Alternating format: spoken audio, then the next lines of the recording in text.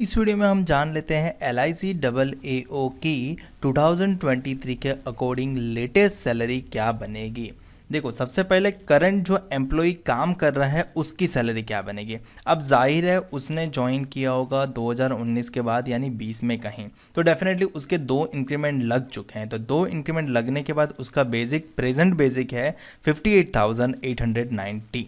ठीक है, सबसे पहले करंट एम्प्लॉय का जो एग्जिस्टिंग जनवरी 2023 के हिसाब से सैलरी है वो देख लेते हैं। बेसिक पे इतना हो रहा है, उसके ऊपर उसको डीए मिल रहा है 28,195।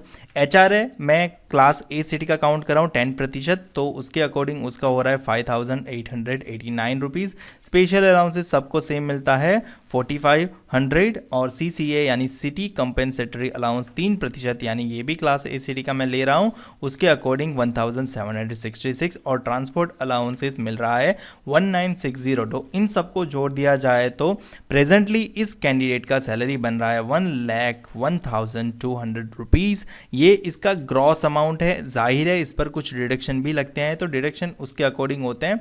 आप मोटा मोटा समझ सकते हो कि डिडक्शन 10,000 से 15,000 के करीब होते हैं। ठीक है, तो उसके अकॉर्डिंग डिडक्शन आप देख सकते हो। अब बात करते हैं कि अगर आप न्यूली ज्वाइन होते हो, कि अभी न्यू ज्वाइन किया आपने, तो आपका बेसिक क्या रहेगा। तो आपका बेसिक स्टार्टिंग बोला है 53,600, तो ये आपका स्टार्टिंग बेसिक है। जाहिर है ये 3 साल के बाद का बेसिक है, तो इस पर आपको डीए इसके अकॉर्डिंग मिलेगा 52,662। ठीक है, 25,662 आपका डीए बनेगा। एचआरए बनेगा आपका 5,360 रुपीज़।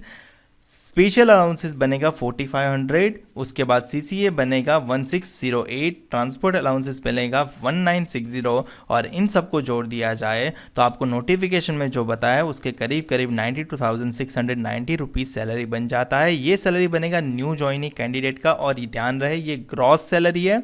इसके ऊपर आपको पर्क्स और बेनिफिट मिलेंगे। पर्क्स और बेनिफिट की अगर आप चाहोगे तो मैं एक सेपरेट वीडियो बना दूंगा।